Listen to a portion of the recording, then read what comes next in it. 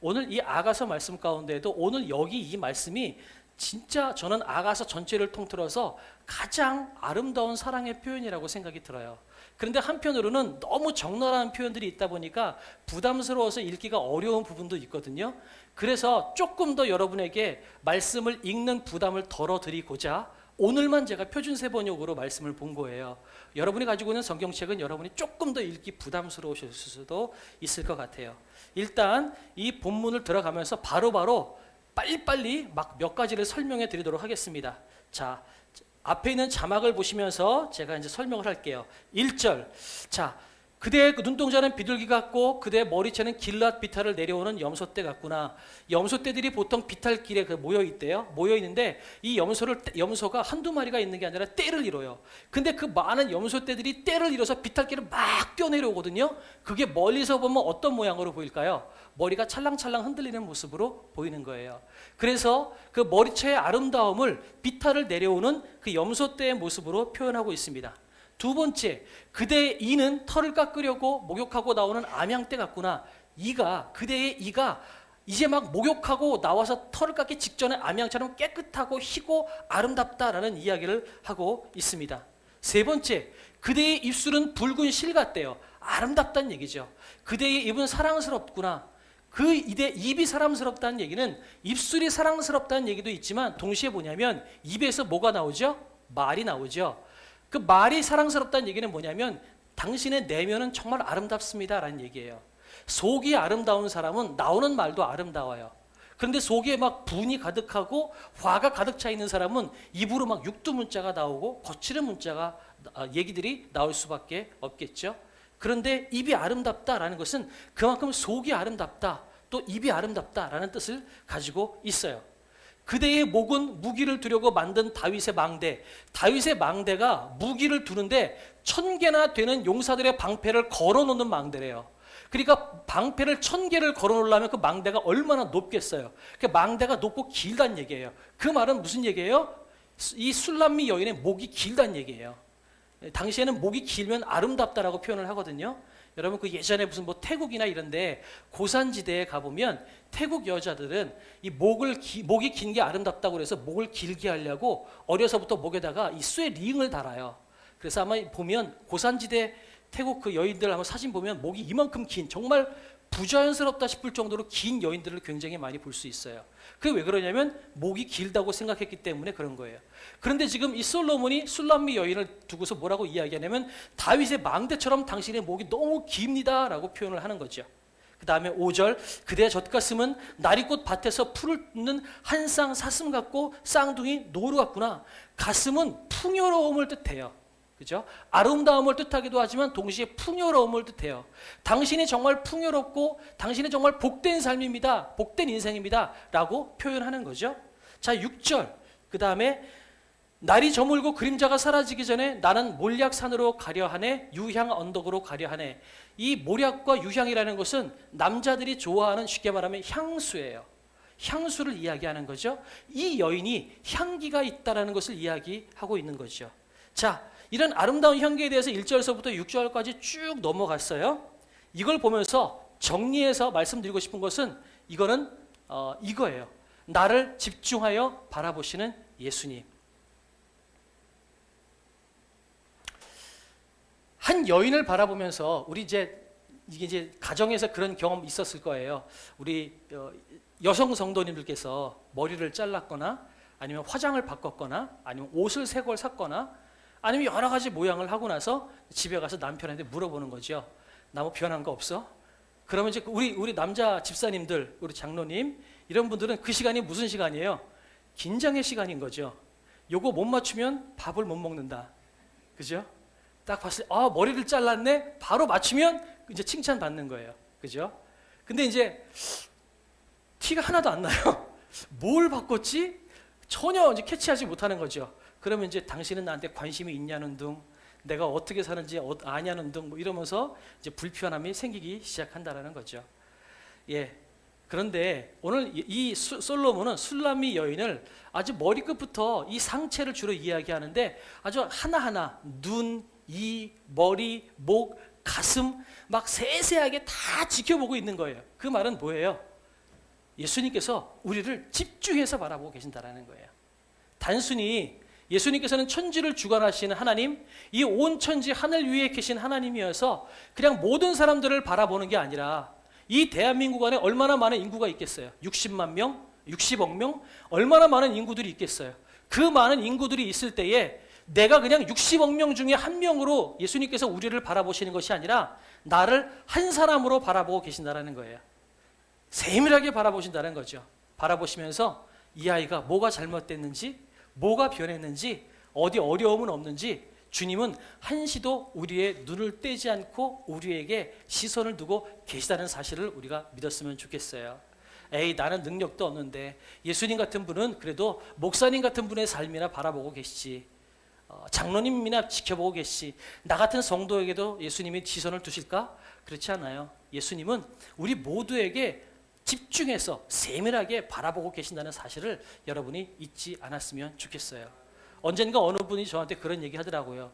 아유, 목사님은 그래도 이렇게 힘들고 어렵고 뭐 맨날 먹고 사는 것도 힘들 텐데 그래도 지금까지 이렇게 잘 살고 계시는 거는 아마 목사님이기 때문에 하나님이 복 주셔서 그런 거예요. 이렇게 말씀하시는 얘기를 제가 언제 들었었어요. 반은 맞고 반은 틀려요. 무슨 얘기냐? 목회자의 길을 가기 때문에 내가 주의 말씀을 가르치고 알려드리는 그런 책임을 맡고 있기 때문에 하나님께서 저를 사랑하셔서 저에게 저의 인생을 책임져 주시기도 하지만 목사이기 때문에 책임져 주시는 것이 아니라는 거예요. 하나님은 당신의 자녀들을 모두 다 사랑하신다는 사실을 우리가 믿었으면 좋겠어요. 제 인생을 책임지시는 것처럼 하나님은 여러분의 인생도 책임지십니다. 저를 세밀하게 바라보시는 것처럼 여러분도 세밀하게 바라보신다는 사실을 믿었으면 좋겠어요. 조금 전에 말씀드렸던 것처럼 우리 결혼하신 남편분들은 사실은 아내분들이 잘 보이질 않아요. 머리 색깔이 바뀌었는지 길어졌다 짧아졌는지 잘 안 보여요. 익숙해서 그런 것 같아요. 그런데요, 진짜 예수님은 이렇게 하면 예를 들면 좋겠어요. 엄마는 자기 자녀를 바라보면서 이 아이가 숨소리만 바뀌어도 얘가 뭐가 문제가 있는지 티가 나요. 이해가 되시죠? 예. 제가 지금 가끔가다 밀라노에 있는 큰 녀석하고 전화를 하거든요. 전화를 하는데 딱 이게 길게는 한 달에 한 번 전화하고 아니면 2주일에 한 번씩 전화가 오는데 전화했을 때 통화하는 목소리를 보면 얘가 지금 밀라노에서 문제가 터졌구나, 아니면 얘가 잘 지내고 있구나, 제가 가끔은 그게 캐치가 돼요. 묻어난 이 남자임에도 불구하고 제가 그 아이의 목소리를 들면 얘 괜찮구나, 이런 것이 느껴져요. 어떤 때는 야, 너 뭐 힘들어? 이렇게 얘기하는 거죠. 뭐 필요해? 이렇게 이야기하게 돼요. 왜 그럴까요? 목소리만 가지고도 그 아이의 상태를 캐치할 수가 있게 되는 거예요. 왜요? 사랑하기 때문에 그런 거죠. 그 아이를 향해서 제 안테나가 집중되어 있기 때문에 그게 가능한 거예요. 예수님께서는 여러분을 향해서 안테나가 집중되어 있다는 사실을 여러분 믿으셨으면 좋겠어요. 여러분의 상태가 어떤지, 여러분의 마음 상태가 어떤지 예수님은 한시도 쉬지 않고 여러분을 지켜보시는 분이십니다. 여러분이 잘 때라도 주님께서는 여러분을 지켜보십니다. 여러분, 시편에 그런 말씀 있죠? 사랑하는 자에게 잠을 주시는도다. 그 말은 뭐냐면 그 말을 가지고 여러분 예배 시간에 주무시잖아요. 그러면서 나는 사랑받았다라고 당당하게 고백하시는데 여러분, 그 해석을 잘못했기 때문에 그래요. 사랑하는 자에게 잠을 주신다는 것은 뭐냐면 예수님께서 우리를 사랑하시기 때문에 두 가지 의미가 있는데 뭐냐면 우리가 걱정, 근심, 염려 없어서 평안함 가운데 잠들 수 있게 하신다는 의미를 가지고 있어요. 또 한 가지는 뭐냐면 내가 자고 있을 때에도 예수님은 우리를 지켜보고 계신다는 의미를 가지고 있는 게 사랑하는 자에게 잠을 주신다는 의미예요. 그러니까 예배 시간에 나는 사랑받았어 그리고 주무시면 안 돼요. 그거는 다른 의미예요. 그러니까 주님께서는 우리를 한시도 쉬지 않고 집중하여 바라보시는 예수님이라는 사실, 우리의 신랑 되신 예수님은 우리를 그렇게 세밀하게 지켜보시는 예수님이라는 사실을 잊지 않았으면 좋겠어요. 언젠가 어렵고 힘든 일이 있을 때에 기도해도 응답이 안 되고 내 어려운 문제가 풀리지 않을 때 우리는 그렇게 생각할 수가 있죠. 예수님 나를 안 지켜보시는구나, 나에게 관심이 없으시구나, 그렇게 생각할 수가 있는데요, 그렇지 않다라는 겁니다. 상황을 뛰어넘어서 언제나 여러분을 지켜보시는 예수님이라는 그 사실은 여러분이 흔들리지 않았으면 좋겠어요. 그럼에도 불구하고 우리의 상황이 어렵고 풀리지 않은 여러 가지 이유는 많은 것들로 해석할 수 있겠지만 중요한 것은 상황이 풀리지 않고 어려운 일이 있다 해서 예수님께서 우리를 사랑하시지 않거나 우리를 지켜보시지 않거나 우리를 향하여서 시선을 떼었다라고 우리가 단정할 수 없다라는 겁니다. 어떤 상황 가운데서라도 우리를 집중하여 바라보시는 그 예수님의 그 마음, 신랑 되신 예수님의 그 시선, 여러분 그 시선을 여러분이 잊지 않고 믿고 살았으면 좋겠습니다. 이것이 진짜 믿음이에요. 그러니까 여러분 성경에서 이야기하는 믿음은 뭘까요? 내가 기도하면 문제가 해결된다? 이게 믿음이 아니에요. 물론 이것도 믿음이긴 하겠죠. 기도하면 문제가 해결된다. 기도하면 돈 많이 번다. 기도하면 건강해진다. 이것도 믿음이에요. 그러나 성경에서 이야기하고 있는 진짜 믿음은 뭔지 아세요? 예수님께서 나와 함께하고 계신다는 것을 믿는 거예요. 이해가 되셨죠? 기도했는데도 문제가 안 풀려요. 그러나 그럼에도 불구하고 나는 예수님을 믿습니다라고 우리는 고백할 수 있어요. 왜? 문제가 안 풀려도 예수님은 나와 함께하고 계시다는 사실을 내가 믿는 고백을 할 수 있기 때문에 그런 거예요. 그러니까 성경이 이야기하고 있는 믿음의 그 수많은 이야기들은요, 여러분 기도했을 때 돈이 들어온다, 기도했을 때 건강이 회복된다, 기도했을 때 병이 낫는다. 여러분 이거는 죄송하지만 신앙인의 믿음으로 봤을 때 여러분 1단계 믿음이에요. 진짜 믿음은 그것을 뛰어넘어서 예수님이 나와 함께 하신다. 내가 잘 때도 나를 지켜보고 계신다. 언제나 나와 함께하고 계신다. 여러분 그 사실을 믿는 거라는 거예요. 그래서 어려움 가운데에도 여러분 어떤 상황 가운데서라도 예수님이 여러분과 함께하고 계시다는 사실을 여러분이 흔들리지 말고 믿는 여러분이 되시기를 주님의 이름으로 축복합니다. 네, 두 번째예요. 근데 제가 쭉 풀어질 때 1절하고 7절을 제가 아직 말씀을 제대로 안 드렸어요. 1절의 뒷부분만 말씀을 드렸고요. 7절은 말씀을 안 드렸어요. 왜 그러냐면 1절과 7절을 이야기해야 되는데 이 1절과 7절을 이야기하기 전에 저는 유대인의 결혼식에 대해서 여러분께 말씀을 드려야 되기 때문에 그래요. 유대인의 결혼식 좀 더 집중해서 자세하게 알려면 2주일 전에 수요예배 때 제가 유대인의 결혼식에 대해서 자세하게 말씀을 드렸어요. 그런데 오늘 여러분 정리해서 말씀을 드려야 오늘 이 본문이 해석이 될 것 같아요. 자, 유대인의 결혼식에 대해서 지금부터 설명을 합니다. 잘 기억하고 보시면 좋겠어요. 왜냐하면 예수님께서 우리에게 오셨다가 지금 부활승천하셔서 하나님 우편에 계시다가 다시 우리에게 오시잖아요. 이 모습도 유대인의 결혼식의 풍습에 맞춘 거예요.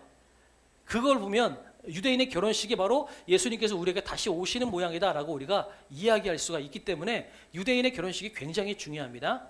유대인의 결혼식은요, 사실은 총 2번의 결혼식을 합니다. 그런데 첫 번째 결혼식은 그냥 이해하기 쉽게 정혼식이라고 제가 표현을 할게요. 그런데 이걸 굳이 정혼식과 결혼식입니다라고 말씀을 드리지 않는 이유는 이 앞에 정혼식도 결혼과 똑같은 책임과 똑같은 권리를 가져요. 아무튼 그렇기 때문에 이 2번의 결혼식이 다 중요한 겁니다. 그래서 2번의 결혼식을 하는데요. 첫 번째 이해하기 쉽게 정혼식이라고 말씀드렸어요. 정혼식을 하고 난 다음에 그 다음에는 어떻게 되냐면 신랑과 신부는 1년 동안 떨어져 지내게 됩니다. 결혼식을 했는데도 불구하고요. 그리고 난 다음에 1년 동안 뭘 하게 되냐면 신랑은 떨어져서 뭘 하냐면 집을 져요. 두 사람이 같이 살게 될 집을 짓는데 이 집 짓는 게 보통 1년에서 2년 정도가 걸려요. 그래서 1, 2년 정도 집을 다 짓고 난 다음에 집이 완공됐으면 이 신랑의 아버지가 너 집 완공됐다. 이제 너 신부랑 같이 살 수 있게 됐다. 그렇게 아버지가 컨펌을 하면 아버지의 그 컨펌을 듣자마자 신랑은 득달같이 신부에게 달려가는 거예요. 그래서 2번째 결혼식을 하게 돼요. 그러면 신랑은 집을 지을 때 신부는 뭐 할까요? 정결해지는 준비를 합니다. 자기 몸을 깨끗하게 하고 정결한 준비를 하게 됩니다. 우리 지금 요즘 말로 따진다면 결혼하기 전에 그 자매들은 결혼하기 전에 만났던 남자들 관계 전화번호 다 지워버리고요. SNS에 옛날 남자친구하고 사귀었던 사진 같은 거 있으면 다 찾아가지고 지워버리고 과거를 깨끗하게 정리하는 거예요. 깨끗하게 정리하고 새로운 내 진짜 신부를 맞이하기 위해서 자기 몸과 마음을 깨끗하게 정리하고요. 또한 신부 수업을 받게 되죠. 신랑이 뭘 좋아하는지, 김치찌개는 어떻게 끓이면 좋은지 이런 것들을 훈련받는 시간이 1년 정도의 기간이 됩니다. 그래서 1, 2년 정도 기간이 끝나고 난 다음에 두 번째 결혼식을 하게 되는데 다시 와서 제대로 이번에 결혼식을 하는데 그 결혼식이 지금 사진에 보는 저런 모습으로 결혼식을 하게 돼요. 저 결혼식을 하고 난 다음에 결혼식 때 신랑은 신부에게 내가 결혼하면 앞으로 이렇게 가정을 꾸려나가겠습니다 라고 하는 마스터 플랜, 가정의 플랜을 신부에게 이만큼 계약서를 써가지고 전달해 줍니다. 이 계약서를 신부가 받으면 결혼이 성사가 되는 거고요. 신부가 받지 않으면 끝나는 겁니다. 근데 신부가 내가 손가락에 물 하나 안 묻히게 해줄 거고 설거지는 내가 앞으로 다 할 것이며 뭐 한 달에 용돈은 40만 원씩 줄 것이며 100만 원씩 줄 것이며 뭐 이런 식으로 막 여러 가지 이야기를 하겠죠. 거기에 대해서 신부가 동의합니다. 그리고 받아들이면 비로소 결혼식이 돼요. 결혼식이 되면 그 다음에 뭐 하냐면 요즘에는 저 당시에는 없었지만 최근 들어서 예수님 이후에 새로 생긴 게 뭐냐면 여러분 유리잔을 발로 깨서 신랑이 깨트리는 작업을 합니다. 이건 뭐냐면 우리의 결혼은 유리잔이 깨지면 다시 붙이기가 어렵잖아요. 그런 것처럼 우리의 결혼은 한번 깨지면 붙일 수 없다. 그런 마음을 가지고 조심해서 우리의 결혼을 잘 가꾸고 나가게 되겠다라는 의미를 이야기하기 위해서 유리잔을 밟아서 신랑이 깹니다. 한편으로는 이게 성전이 무너지는 것을 이야기해요.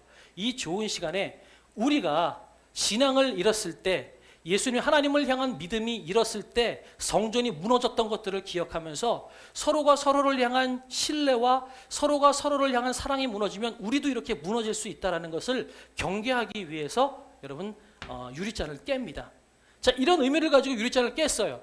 그리고 난 다음에는 신랑과 신부가 어디로 가냐면 비로소 우리 옛날 분들이 아시는 것처럼 신방을 첫날 밤을 치르게 됩니다. 첫날 밤을 치르는데 그러면 그 옆에 있는 하객들 친구들은 뭐 하고 있을까요? 우리 어르신들 영화 보면 그런 거 있죠. 처음으로 결혼한 신랑 신부가 첫날 밤을 치르면 친구들이 이렇게 해가지고 이렇게 문고리 뜯어가지고 뭐 하고 있나 그 지켜보잖아요. 그거를 해요. 이거는 안 하지만 밖에서 지켜보고 있습니다. 그 밤을 다 지나고 난 다음에 새벽에 남자가 제일 먼저 여자보다 먼저 일어나요. 그래서 남자가 신랑이 일어나서 문 밖에 나갑니다. 그럼 밖에 누가 있어요? 친구들하고 친척들이 있잖아요. 이 친구들하고 친척들한테 신랑이 뭔가 이야기를 할 게 있어요. 그게 뭐냐면 신랑이 이렇게 선포합니다. 이 신부는 정절에 관하여 성실하였습니다 라고 이야기를 선포를 합니다. 신랑이 이걸 선포하면 여러분 이게 결혼식이 완성된 거예요.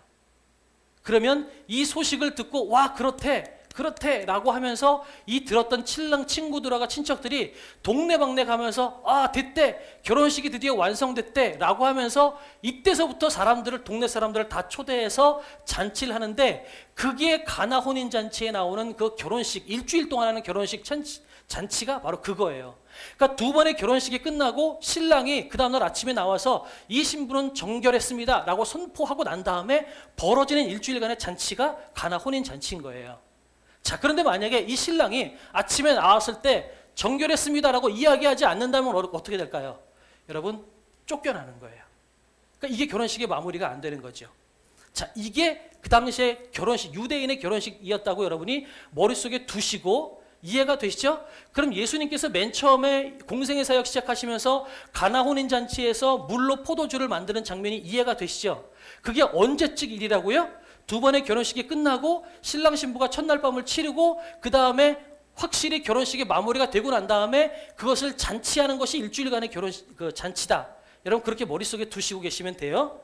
자, 그런데 그 상황을 머릿속에 두고 우리가 본문으로 다시 한번 가보도록 하겠습니다. 만약에 이 상황을 놓고 보면서 우리의 삶을 한번 놓고 보세요. 우리가 신랑 되신 예수님 앞에 우리가 정결한 삶을 사나요? 우리는 그동안 얼마나 많은 죄악을 저지르고 얼마나 많이 우상을 섬기기도 하고 얼마나 많은 죄악 가운데 살았어요. 그죠? 그러니 만약에 신랑이 나를 바라보면서 이 여자는 정결하지 못했습니다 라고 이야기한다면 어떻게 될까요? 이 결혼식은 성사가 안 되는 거예요. 근데 아침에 일어났는데 신랑이 먼저 방문을 나갔어요. 그럼 이 신부 입장에서 제 삶의 입장에서 이렇게 생각하는 거지. 아, 이거 어떡하지? 쫓겨나면 어떡하지? 신랑이 뭐라고 이야기할까? 나는 그동안 정결하지 못했는데 부족한 삶이었는데 어떡하지? 아마 그런 고민을 하기 시작할 거예요. 가슴이 두근반 세근반 뛰기 시작하겠죠. 큰일 났다. 큰일 났다. 어떡하지? 그러다가 나중에는 이 신부는 아마 그런 마음이 들었을 것 같아요. 그래, 여기까지만 살아도 된다. 그래, 감사하다. 그래, 그동안 사는 게 그 모양이었으니까 나는 여기서 쫓겨나도 할 말이 없다. 이걸로 만족하자. 어쩌면 이렇게 포기하는 삶을 살지 않겠어요? 그런데 그러고 있는데 신랑이 나가서 뭐라고 이야기해요? 이 여인은 정결했습니다 라고 이야기하는 거예요. 이게 상상이 되시나요? 이게 은혜라는 거예요. 우리는 못났고 죄짓고 우상숭배하고 수도 없이 많은 잘못을 저질렀어요. 그러니 신부로서의 우리의 삶은 정결하지가 않아요. 깨끗하지가 않은 거죠. 그러니 신랑 되신 예수님의 입장에서 봤을 때 이 여인은 정결하지 않습니다 라고 이야기하고 내쳐도 돼요. 다시 말해서 이 백성들 맨날 우상 숭배하고 맨날 죄 지는데 얘네들 그냥 하나님 버립시다 이렇게 이야기해도 할 말이 없을 만한 존재가 바로 우리들이라는 거죠. 그렇게 이야기하고 있는데 신랑이 이야기하는 거예요. 아무런 것과 상관없이 이 여인은 정결했습니다. 그 전에 모든 과거와 그 모든 역사와 그 모든 것들을 하나도 생각하지 않고 이 여인은 정결합니다 라고 신랑이 선포하면 그 다음부터는 이 여인은 그 전에 무엇을 했든지와 상관없이 정결한 여인이 돼서 정결한 이 신랑의 신부로 이 이후로 결혼 생활을 하게 되는 거죠. 이것이 바로 은혜라고 이야기할 수가 있는 거예요. 자, 그 신부는 어떤 생각을 하겠어요? 야, 난 쫓겨나겠다. 이제 큰일 났다. 나는 여기서 끝이구나. 이런 생각하는데 갑자기 귀에서 이 신랑이 소리치는 소리가 들리는 거예요. 내 부인은 정결합니다. 그리고 사람들이 환호를 하는 모습이 막 들리는 거예요. 신부가 갑자기 나는 내 인생은 끝인데 그렇게 생각을 하다가 이거 왜 그러지? 나는 그렇지 않은데 이게 무슨 일이지? 어리둥절하고 있을 때 다시 방문으로 신랑이 들어옵니다. 가나 혼인잔치 일주일 동안의 혼인잔치를 하잖아요. 그 혼인잔치 할 때 신랑과 신부는 없어요. 왜냐하면 신랑이 이 신부는 정결했습니다라고 이야기하고 난 다음에 이 신랑은 다시 신부 방으로 들어가서 일주일 동안을 나오지 않고 그 방에 있어요. 왜냐하면 그 신부와 온전히 사랑을 나누라고 이야기하는 거죠. 딴 거 하지 말라는 얘기예요. 그러니까 신랑은 다시 신부에게로 들어와요. 자, 그걸 한번 생각해 보세요. 신부가 나는 그동안 죄짓고 살았고 우상 숭배했고 하나님 보시기에 정말 부끄러운 인생이었는데 근데 예수님께서 이 신랑은 이 신부는 정결합니다 라고 이야기하고 사람들이 화나는 소리를 들으니까 이거 뭐지? 이거 누구 얘기하는 거야? 내 얘기는 아닌 것 같은데 그런 얘기를 하고 있을 때 신랑이 들어오는 거예요. 신랑이 들어와서 신부에게 뭐라고 이야기할까요? 여러분 성경책에 4장 1절을 한번 펼쳐보시겠어요?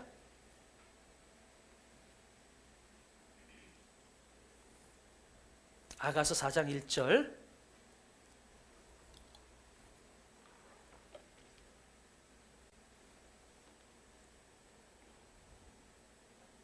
한 목소리로 읽어보겠습니다. 시작.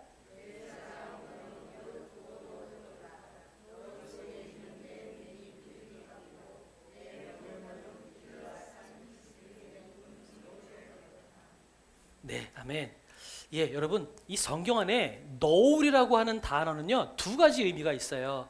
너울이라고 하는 단어는 첫 번째는 우리 결혼식 가면 신부가 하는 면사포 있죠? 앞을 가리는 면사포. 이거를 너울이라고 하기도 하고요. 또 하나 이 너울이 의미하고 있는 게 있어요. 이건 뭐냐면 길거리 여인들을 의미하는 게 너울이에요. 길거리 여인들. 읽지는 않겠지만 아가서 1장 7절에 가보면 이렇게 이야기하고 있어요. 내가 어떻게 얼굴을 가린 자처럼 되랴? 라고 이야기를 합니다. 여러분 성경책 한번 찾아보세요. 이 여인이 뭐라고 그러냐면 이 남자를 찾는데 못 찾겠다 그러면서 내 남자 어디 있는지 한번 알려달라 그러면서 내가 어떻게 얼굴을 가린 자처럼 되겠느냐라고 이야기를 합니다. 이 얼굴을 가린 자라는 이야기가 뭐냐면 너울을 내 앞에다 썼다는 얘기거든요. 얼굴을 가린 자가 이 길거리 여인을 이야기하는 거예요. 그러니까 내가 어떻게 그런 부정한 여인처럼 그렇게 살겠느냐라고 이야기하는 거죠.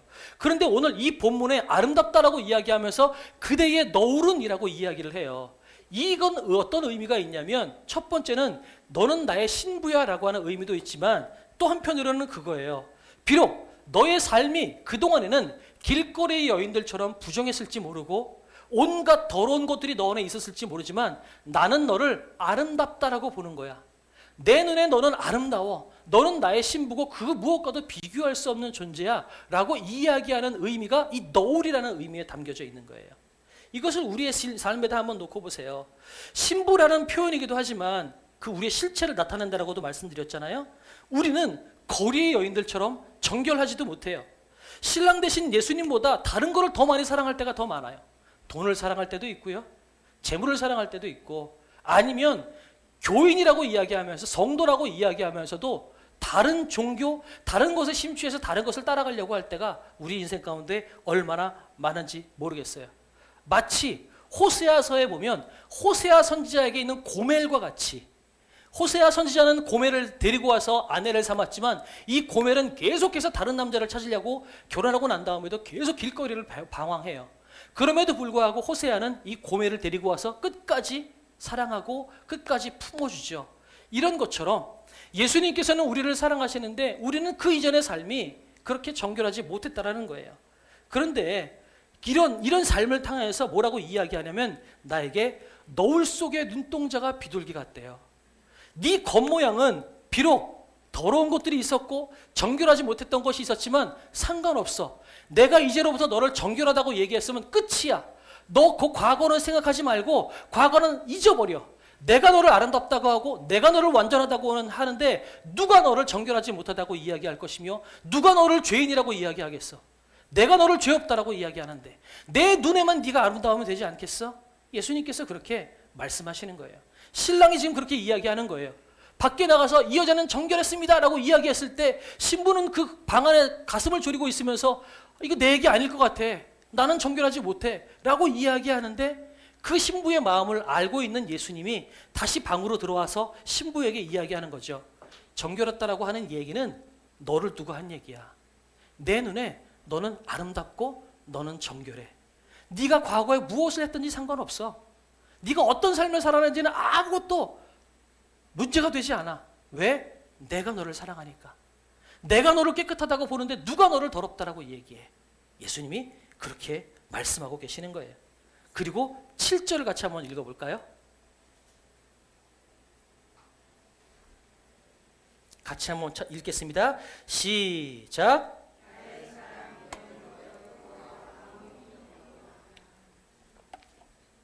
뭐라고 이야기해요? 흠이 없대요. 그거면 된 거 아니에요? 내가 평생을 살아야 될 내 신랑이 나에게 흠이 없다라고 얘기했으면 그걸로 된 거 아니겠어요? 그죠? 우리의 인생을 책임지시는 예수님이 나에게 그렇게 말씀하세요. 너 흠이 없어. 내 눈에 너는 완벽해. 너는 못생겼고 다른 사람이 너에게 피가 검다라고 이야기하고 때 묻었다라고 이야기하고 정결하지 못하다고 이야기하고 칭찬받을 만한 게 아무것도 없다라고 이야기할지 모르지만 내 눈에 너는 완벽해. 예수님이 그렇게 우리에게 말씀하고 계시는 겁니다. 여러분은 아름다운 존재예요. 흠이 하나도 없는 귀하디 귀한 아름다운 존재라는 사실을 여러분이 믿었으면 좋겠어요. 우리 여러분 자기 자신 향해서 그렇게 한번 이야기해 볼까요? 나는 흠이 없는 존재다. 시작. 아멘. 예, 여러분은 흠이 없어요. 우리 양옆에 분들께 그렇게 한번 얘기해 주시겠어요? 당신은 흠이 하나도 없습니다. 시작. 네, 이것이 은혜입니다. 이것이 은혜예요. 우리 과거를 생각하지 마세요. 아무것도 없어요. 왜요? 예수님께서 이 여인이 정결하다고 선포하신 그 순간부터 우리는 과거의 그 모든 것들은 지우개로 지워지는 것처럼 깨끗하게 지워졌어요. 아무것도 우리에게 남지 않았어요. 여러분은 정결한 존재입니다. 아름다운 존재입니다. 흠이 없는 존재입니다. 우리가 그 사실을 믿었으면 좋겠어요. 여기서 제가 영상을 하나 보여드릴게요.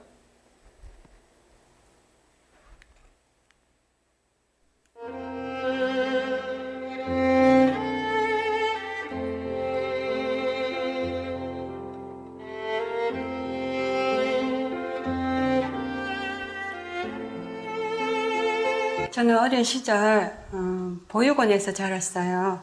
지금 제가 이제 제 얼굴의 왼쪽에 있는 붉은 점은 제가 태어날 때부터 이 모양, 이 크기 그대로 제 얼굴만 커진 것 같아요. 점이 뭐 커지거나 작아지거나 그런 건 없고, 제가 아이들 앞에 서서 아이들이 저의 모습을 그린 그 모습을 보고 제가 처음으로 제 자신을 초등학교 3학년 때 봤어요. 사람들하고 눈이 마주치는 것도 싫고, 사람들이 저를 쳐다보는 것도 싫고, 그때부터 이제 조금 그런 것들이, 아픔이 조금씩 자라기 시작을 했던 것 같아요. 그래서 제가 엄마가 있다면, 엄마를 붙들고 가장 물어보고 싶었던 말이, 엄마 나도 사람 맞아. 기도를 하는데, 저도 모르게 제가 이렇게 주먹을 이렇게 불끈 쥐었어요. 이 주먹이 하나님 지우개가 되게 해달라고. 그래서 제가 이 주먹을 불끈 쥐고 제 얼굴에 점을 지웠어요. 하나님, 제가 이렇게 문지를 때마다 이거 없어지게 해달라고, 이 점 지워달라고. 이것 때문에 아프고, 이것 때문에 슬프고, 이것 때문에 내가 부모님에게 버림받은 것 같고, 지우고 지우다 보니까 제 살까지 벗겨지는 거예요. 제가 그때 똑똑히 봤어요. 하나님의 모습을 봤어요. 울고 계시는 거예요. 제가 우는 거하고 비교할 수 없을 만큼 당신이 쏟아지는 눈물이 너무 많아서, 쏟아지는 눈물 때문에 고개를 들 수조차 없을 만큼 눈물을 쏟고 계시는 거예요. 제가 그때 하나님 모습을 보고 하나님께 이렇게 다시 기도했어요.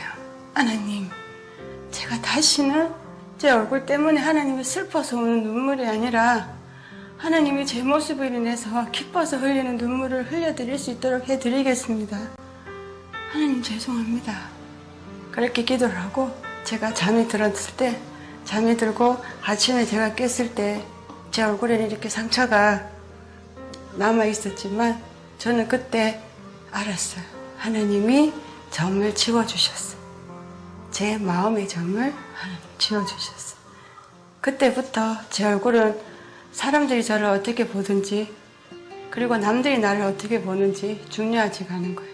내 자신을 내가 어떻게 보느냐가 가장 중요하고, 내 자신을 내가 사랑한다면 남들도 나를 사랑한다는 걸 알게 되었어요. 그래서 저는 지금도 이렇게 지내면서 아팠던 기억보다 감사한 기억들이 더 많은 거예요. 콧물이 자꾸 나고 코피가 나서 이비인후과를 가니까 코에 물혹이 생긴 것 같다고 큰 병원으로 가보라고 해서 큰 병원을 갔어요. 조직 검사 결과가 나온 날 저에게 말씀해 주시더라고요. 악성 종양이라고. 이제 수술 날이 잡히고 선생님이 이제 저를 불렀어요. 불러서 이제 김미아 씨, 당신은 수술하고 나면 얼굴에 있는 여기 눈 밑에서부터 입 천장과 여기 이의 반이 다 뼈가 다 잘려 나간다라고 얘기를 하시는 거예요. 그리고 그 잘려 나간 그 부분에 팔에 있는 근육과 동맥이 얼굴에 이식이 되고, 그리고 팔에는 허벅지에 살이 이식이 되고, 목은 구멍 내고, 제가 먹었던 음식은 다시 코로 다 올라올 수 있다라고 얘기를 하시더라고요. 그보다 가장 중요한 건 피부 이식을 했는데 이게 자리를 잘 잡지 못하면 괴사가 일어나서 구멍이 날 수 있다라고 얘기를 하시는 거예요. 맞은 자리 또 맞으면 이런 아픔일까 하는 그런 생각이 들더라고요. 그런데 갑자기 제 앞에 예수님, 하나님이 우시는 모습이 생각이 나는 거예요. 제가 아파하고 제가 원망하면, 제가 제 모습 때문에 슬퍼하면 하나님이 더 많이 운다는 걸 제가 23살에 분명히 봤는데, 제가 원망하고 하나님 왜 저한테 이런 걸 주셔서 저 못 살겠어요, 죽겠어라고 하나님 앞에 이야기할 수가 없었어요. 그 쏟아지는 그 눈물을 봤기 때문에. 그러면서 제가 눈앞에 보이는 감사를 찾기 시작했어요. 그땐 밤이었는데 병원 12층에 창문이 활짝 열려 있었어요. 그 어두운 밤에 그 하늘에 떠 있는 별을 제가 딱 봤을 때 감사를 찾아낸 것이, 하나님, 제가 수술하고 나면 저 하늘에 떠 있는 저 별을 제가 다시 볼 수 있을 거니까, 하나님 감사합니다. 하나님, 수술하고 나면 지금 죽을 것 같은 이 고통이 사라질 거니까 하나님 감사합니다. 저에게 만약 이런 아픔들이 없었다면 저는 감사라는 걸 몰랐을 것이고, 슬픔이 없었다면 정말 진정한 기쁨이 어떤 것인지도 저는 몰랐을 거라는 생각이 들더라고요. 저는 감사해서 감사합니다라고 한 것밖에 없는데, 하나님은 저에게 이렇게 크고 아름답고 놀라운 그런 일들을 저에게 예비해 주셔서 그 예비해 주신 하나님의 그 축복의 자리에 올 수 있었다는 것이 저는 너무 감사해요. 이 김희아 집사님 같은 경우는 제가 이 영상을 많이 잘랐는데 굉장히 간증을 한번 여러분 유튜브를 한번 찾아보시면 좋을 것 같아요. 보시다시피 어려서부터 점을 가지고 태어났고 괴물이라는 놀림을 받고 살았던 집사님이었습니다. 이 간증 가운데 이런 얘기가 있어요. 나중에 청년들이 됐을 때 20살이 넘었는데 다른 친구들은 다 결혼도 하고 남자친구도 만나는데 나도 결혼할 수 있을까? 이런 마음이 들었더래요. 그런데 이제 남자친구를 소개팅으로 만났어요. 근데 만났는데 이 모습을 지금 가지고 나가잖아요. 그러니까 이게 부끄러우니까 항상 한쪽 머리로 이쪽을 가리고서 소개팅을 나간 거예요. 그래서 한 1년 동안을 한쪽 얼굴을 안 보이고 만났어요. 그런데 이제 그렇게 사는 게 부담스러우니까 김희아 집사님이 기도를 했대요. 하나님, 이제 만나려고 있는 남자친구에게 내 이 모습을 좀 이야기할 수 있게 좀 길을 열어주십시오. 그 기도하고 있는데 하루는 이런 일이 생겼대요. 만나기로 약속한 날, 이제 보통 이제 어느 약속 장소로 가잖아요. 약속 장소로 가기 전까지는 그냥 대충 그냥 이렇게 하고 그냥 가다가 약속 장소 거의 다 와서 이제 머리를 이렇게 단정하고 이렇게 해서 그렇게 숨고 보통 그랬었는데 그날따라 남자친구가 어디서 갖고 왔는지 차를 가지고 와서 집 앞에서 이렇게 대기하고 있었던 거죠. 근데 이걸 김희아 집사님이 몰랐어요. 그래서 문을 열고 바나나 우유를 들고선 우유를 먹겠다고 이렇게 고개를 드는 순간 남자친구하고 눈이 마주친 거예요. 남자친구도 놀래고 김희아 집사님도 놀래고, 그러니까 얼마나 놀랬겠어요. 저 모습을 봤는데. 근데 그러고 나서 뭐 여러 가지 우여곡절이 있어서 또 아까 보셨겠지만 수술하는 일도 있었고 많은 일들이 있어서 집사님이 한 2년 정도 사귀고 난 다음에 그만 헤어지자고 이야기를 했대요. 2년 동안 사랑받은 것만으로도 감사하다고 이야기했대요. 그런데 이 같이 사귀었던 그 남자분께서 그 전에 집 앞에서 마주쳤을 때도 그랬고 난 당신의 점이 보이지 않았다. 그런 얘기하면서 이 집사님을 그렇게 사랑해 주셨고 그 다음에 수술 때문에 병원에 입원했을 때도 이 남자친구 되시는 분이 병원에 오셔서 새벽까지 지키시고 얼굴을 보셨던 그런 간증이 있어요. 그러면서 내가 김희아 집사님은 수술하기 직전 날, 전날 이제 헤어지자, 이제 그만 살았으면 좋겠다. 나는 당신의 사랑을 2년 동안 받은 것만으로도 충분하다. 이렇게 이야기했는데 그 남자분은 그 다음 날 새벽에 와가지고 당신 얼굴이 보고 싶어서 왔다. 그리고선 간호하고 결국은 그분이 같이 결혼해서요. 지금 2딸도 같이 있고 정말 잘 살고 계세요. 남자분 안 나왔는데요. 얼마나 잘생기셨는지 몰라요. 여러분 소망을 가져야 돼요. 그죠? 그거 보면서 우리 같은 사람들이 어떻게 살 수 있을까? 이렇게 보기 흉한 것 이렇게 이야기할 때 하나님이 누구보다 눈물을 흘리셨다고 그러잖아요. 하나님께서 신랑 되신 예수님께서 너 정결하다, 너 흠이 없다, 넌 아름답다라고 이야기하는데 우리는 우리 스스로를 보면서 얼마나 많이 흠을 찾는지 모르겠어요. 나는 이래서 안 되고, 나는 이래서 못났고, 나는 이래서 부족하고, 나는 이래서 슬퍼. 여러분 우리가 그렇게 생각할 때가 얼마나 많은지 모르겠어요. 예수님께서 그걸 싫어하신대요. 결론을 내볼까요? 그럼 우리 어떻게 살아야 될까요? 첫 번째, 오늘 김희아 집사님처럼 감사하는 삶을 사십시오. 여러분의 모습은 흠이 없습니다. 그 이전의 삶이 어떠했던지는 예수님은 생각하지 않으십니다. 그리고 여러분을 아름답게 보십니다.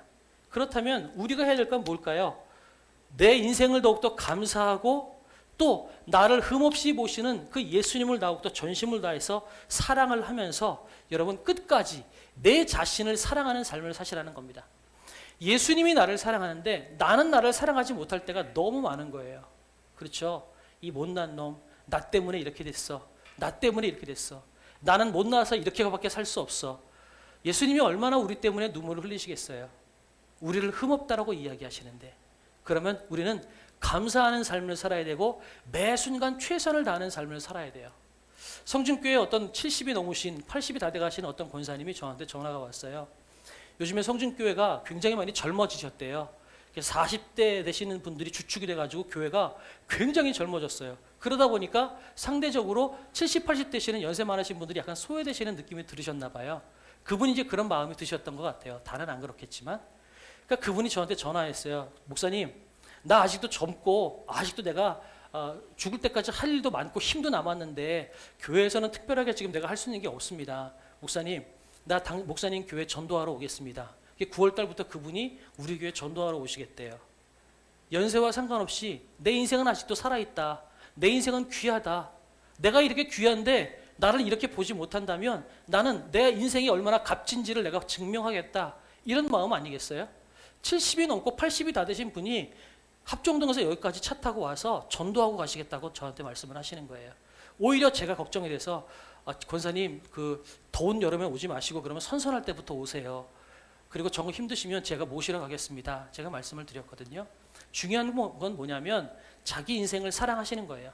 당신의 인생을 값지게 여기시고 최선을 다하는 거예요.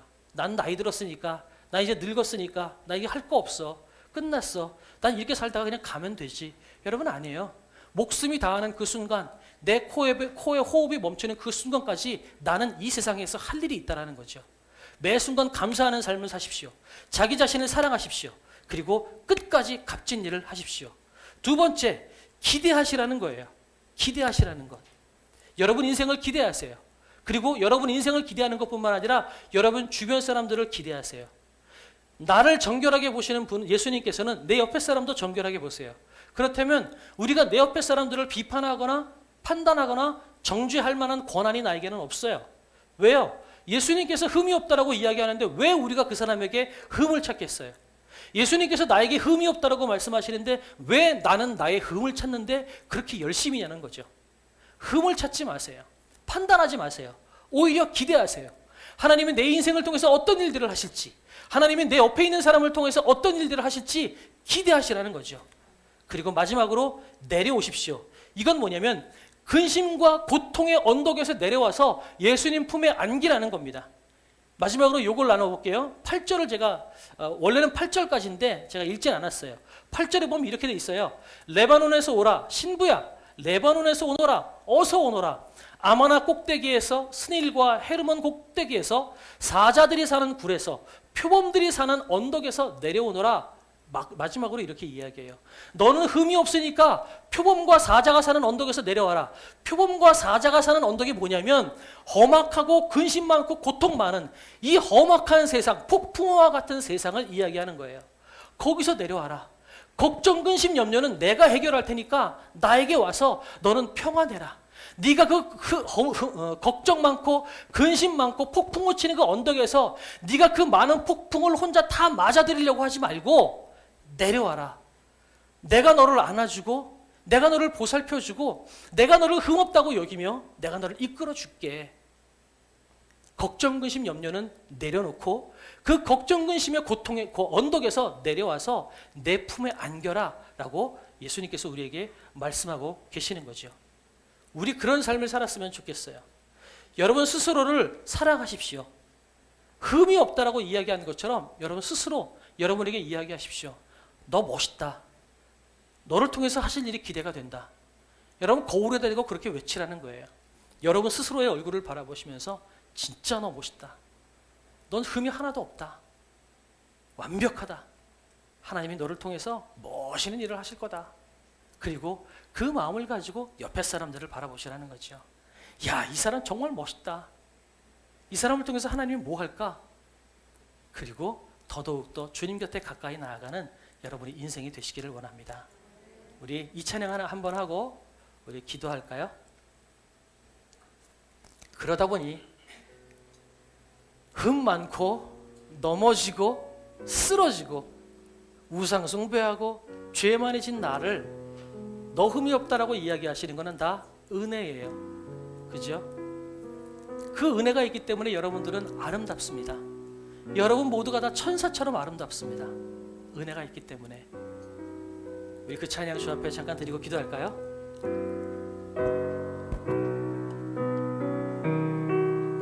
내가 누려왔던 모든 것들이 내가 지나왔던 모든 시간이 내가 걸어왔던 모든 순간이 당연한 것 아니라 은혜 아침 해가 뜨고 저녁에 눈물 봄의 꽃향기와 가을의 열매 변하는 계절의 모든 순간이 당연한 것 아니라 은혜였어. 모든 것이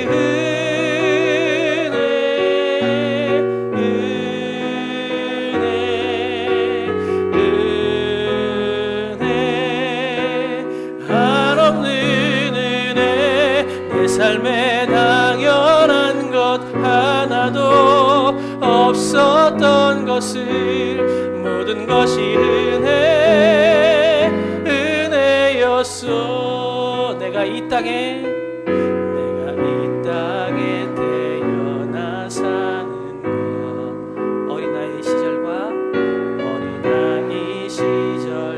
지금까지 숨을 쉬며 살며 꿈을 꾸는 삶 당연한 것 아니라 은혜였어. 내가 하나님의 자녀로 살며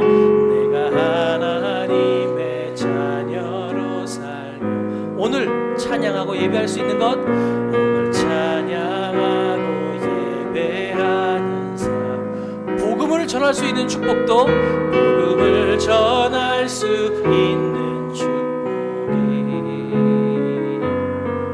당연한 것 아니라 은혜였어. 모든 것이